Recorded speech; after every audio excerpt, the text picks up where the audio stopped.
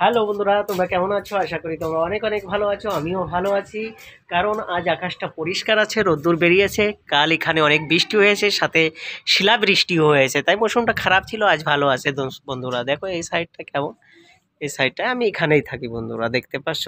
আমি দেখাবো এখন আমি কি রান্না করছি, আমার ঘরের ভিতরটা কেমন। একই রূপ তো বন্ধুরা, তাই এইরকম ভাবে থাকতে হয় পরদেশে। দেখতে পাচ্ছ এই সাইডে মোদিজি ভাষণ দিচ্ছে। দেখতে পাচ্ছ এই সাইডে মোদিজি ভাষণ দিচ্ছে, আর আমি এই সাইডটায় খাবার বানাচ্ছি বন্ধুরা। দেখতে পাচ্ছ খাবার বানাচ্ছি। লাইটটা একটু জ্বালিয়ে দিই, তাহলে দেখতে পারবে পুরো। এই লাইটটা জ্বালিয়ে দিলাম। এটা হলো আমার মিনি কিচেন। তো দেখতে পাচ্ছ এই সাইডে আমি ডাল সিদ্ধ করে রেখেছি, কিছু মশলাপাতি কেটে রেখেছি।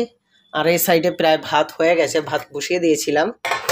আর এই সাইডে পড়ে আছে মশলার জিনিসপত্র, দেখতে পাচ্ছ মশলা বেগারা পড়ে আছে।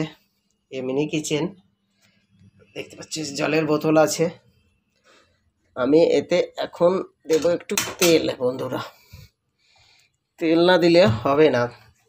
আর সাথে দেখিয়ে দিয়ে এই সাইডে আমি থাকি, দেখো বন্ধুরা, একটাই রুম তো, তাই এই রুমের ভিতরে কে কে আছে দেখতেই পাচ্ছ। লুকোনোর কিছুই নেই। ফ্রিজ আছে, টিভি আছে, আলমারি আছে, আর একাই থাকি বন্ধুরা, দেখতে পাচ্ছ। আর এখানে আমি এখন কড়াইটা প্রায় গরম হয়ে গেছে, তাই দেব একটু তেল।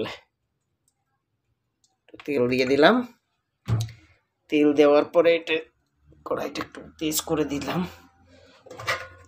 আর ভাত হয়ে গেছে যেহেতু, তাই এ সাইডের গ্যাসটা বন্ধ করে দিলাম বন্ধুরা। বন্ধ করার পরে এই তেলের ঢাকনটা বন্ধ করে দিই, বোতলটা।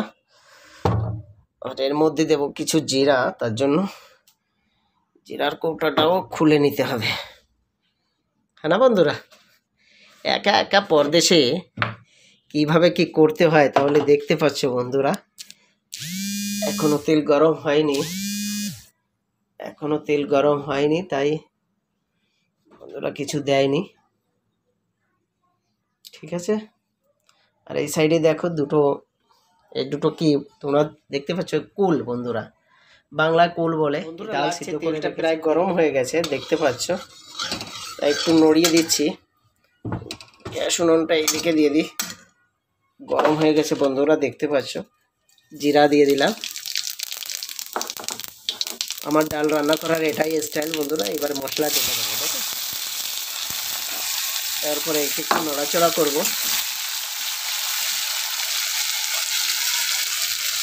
ততক্ষণে আমি জিরার কৌটোটা রেখে দিয়ে অন্য জায়গায়, এই সাইডে দেখতে পাচ্ছ। এতে একটু হলদি দিয়ে দেবো,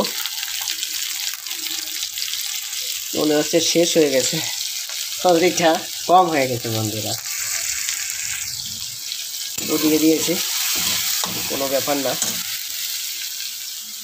টনটা একটু কম করে দিই।